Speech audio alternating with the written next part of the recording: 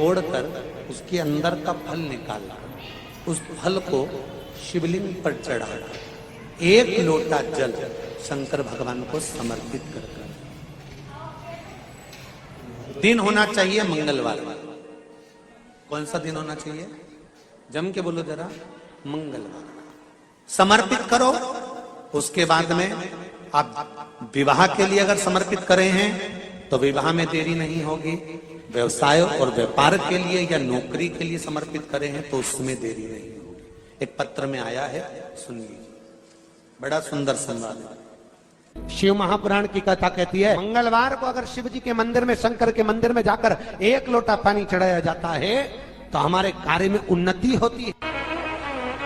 हाथ में जल का पात्र हो, शंकर के मंदिर में जब तुम जा रहे हो, शिव के पास जब पहुंचो, जल से हाथ, जो लोटा जब जल का तुम बाबा को समर्पित कर रहे हो, जल चढ़ा रहे हो, उस समय पर बाबा से जरूर कहो, बाबा बहुत दिन हो गए, बहुत दुखी हूं, ए मेरे शंकर, मेरे कुबेरेश्वर महादेव, मेरे महाकाल राजा, मेरे इस हाथ को अब तुम पकड़ लो बाबा, बहुत दुखी हूं, अब तुम थाम लो बाबा।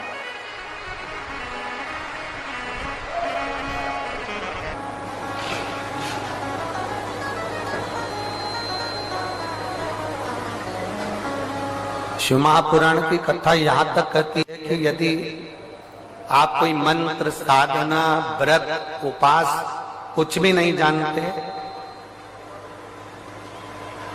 तो बेलपत्री के वृक्ष के नीचे 1 लोटा जल चढ़ाओ, प्रदोष की प्रदोष, 1 घी का दीप लगाओ और बेलपत्र के वृक्ष के नीचे की मिट्टी का ही तिलक लगाओ।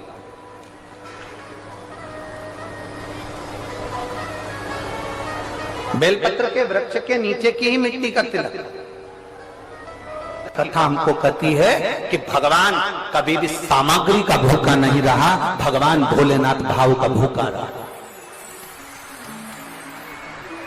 भगवान शंकर को रिझाने के लिए सामग्री की जरूरत नहीं है। कोई चीज तुम पशुपति व्रत करने के लिए गई हो, थोड़ा सामान तुम्हारा घर पर छूट गया, मान लो तुम्हारा कंकु, रोली, मौली, चंदन, हल्दी कुछ घर पर छूट गया, बस एक चीज ना छूटे, जो 6 दिए हैं वो और प्रसाद के 3 हिस्से।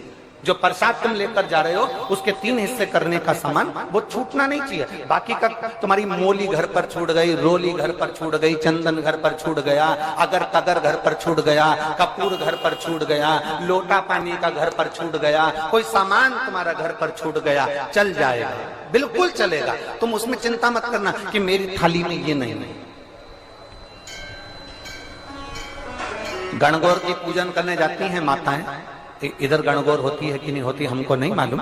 गणगौर की जब पूजन करने माता जाती हैं, तीज का पूजन करने जाती हैं, देवी का पूजन करने जाती हैं, चतुर्थी का पूजन करने जाती हैं, किसी देवी देवता का पूजन करने जाती हैं, पूजन की थाली में दूसरे की थाली में देखती हैं कि बहुत सारा सामान है, मेरी थाली में ये चीज नहीं है, तो उसको याद आती रहती है, मैंने तो भगवान को ये चढ़ाया ही नहीं, मैं तो भगवान को ये दे ही नहीं पाई, मैं तो भगवान को ये दे नहीं पाई, मेरे पास तो ये सामान है ही नहीं, उसकी चिंता में लग जाती है। शिव महापुराण की कथा कहती है, जो देवी देवता ने आपके हाथ से बुलवाना था वो सामान देवी देवता ने अपने हाथ से बुलवा लिया, अब चिंता करने की जरूरत नहीं।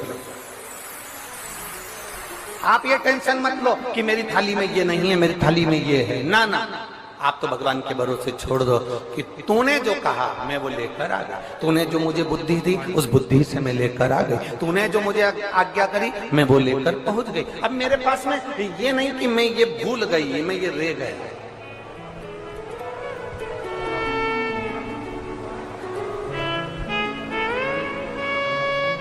महाराज कोई व्यापार नहीं चलता हो, दिक्कत आ रही हो तो हनुमान जी के दूसरे नंबर का भाई गतिमान का स्मरण करो, हनुमान जी के उल्टे पांव का सिंदूर लाकर गतिमान का नाम लेकर स्वस्तिक बना दिया जाए व्यापार वाली जगह पर, तो व्यापार अच्छा चलने लगता है। महाराज कोई व्यक्ति पैसा खा गया, नहीं दे रहा, बहुत परेशान हो गए, मांग मांग कर दे गए, नहीं दे रहा, हाथ जोड़ लिया, पांव जोड़ लिया, सब कुछ कर लिया, नहीं दे रहा, तो हनुमान जी के तीसरे नंबर का भाई रतिमान, रतिमान, गतिमान रतिमान, रतिमान का नाम लीजिए, पीपल के पत्ते पर लाल सिंदूर से जो व्यक्ति पैसा लेकर गया उसका नाम लेकर बहते हुए पानी में अपनी कामना कर रतिमान का नाम लेकर छोड़ दीजिए। 15 दिन में रतिमान ऐसी उतावली मचाता है कि उसको हाथ जोड़कर वो खुद फोन लगाकर बोलता भैया तेरा मैं पैसा लुटा दूंगा। रतिमान का स्मरण किया जाए। रतिमान ध्यान दीजिएगा, पंचमुखी हनुमान का एक स्मरण, पंचमुखी हनुमान का एक भाव। महाराज जैसे बहुत ज्यादा तकलीफ अगर व्यक्ति को हो गई है, बहुत कष्टमय जीवन चल रहा है, हार गए हर जगह से और तकलीफमय जीवन चल रहा है, तो पंचमुखी हनुमान का एक शिव महापुराण का और स्कंद पुराण का एक बड़ा सुंदर मंत्र है। उस मंत्र को आप सब एक बार हमारे साथ में बोलें। ओम नमो हनुमते रुद्र अवताराय सर्व शत्रु संहारणाय सर्व रोग हराय सर्व वशीकरणाय रामदूताय स्वाहा। बस इस मंत्र को हाथ में काली तिल लेकर, एक जौ लेकर और गूगल लेकर, थोड़ा सा उसमें गाय का घी डालकर, कंडे को या अग्नि को जलाकर इस मंत्र का 11 बार 21 बार जाप कर कर अपनी कामना कर कर छोड़ दीजिए। कैसा भी रोग हो, बीमारी हो, कष्ट हो, दुख हो, तकलीफ हो, 21 दिन के अंदर वो आनंद आना प्रारंभ कर देता है।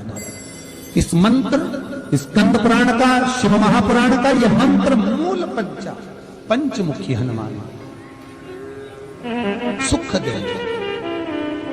और एक और चीज याद रखिए महाराज, यदि कोई काम के लिए जा रहे हो, कोई व्यापार के लिए जा रहे हो या नौकरी करने के लिए जा रहे हो और लगी नहीं रही, बहुत तकलीफ पा रहे हो, सर्विस ही नहीं लग रही, बहुत कष्टमय हो गया, तो निवेदन करूंगा 5 पीपल के पत्ते पर बेसन के 5 लड्डू घर में बने हुए, गाय के घी के 5 लड्डू रख लो। उस लड्डू के बीचों बीच एक आटे का दिया और उसमें तिल्ली का तेल डालकर इसी मंत्र का प्रयोग कर कर पंचमुखी हनुमान का किसी भी हनुमान के मंदिर में जाकर, दक्षिण मुखी हनुमान के मंदिर में जाकर उसको रख कर आ जाइए। इसके बाद आप उस काम के लिए जाइए, आपका काम सफल हो जाएगा। आपको किसी को नहीं कहना पड़ेगा, कि हाथ जोड़ना नहीं पड़ेंगे, किसी के पांव नहीं पड़ना पड़ेंगे, तुरंत काम होगा। बस इस मंत्र का स्मरण कर कर पंचमुखी हनुमान का भूतेश्वर जो मंत्र है वो सुख देने वाला। पूरी दुनिया का कोहिनूर हीरा है संस्कार, हमारी सभ्यता, हमारी वृत्ति। माता पिता कितने अरमान से पढ़ाते लिखाते हैं। 20 वर्ष तक माता पिता पढ़ा लिखा कर बेटे को राम बनाने की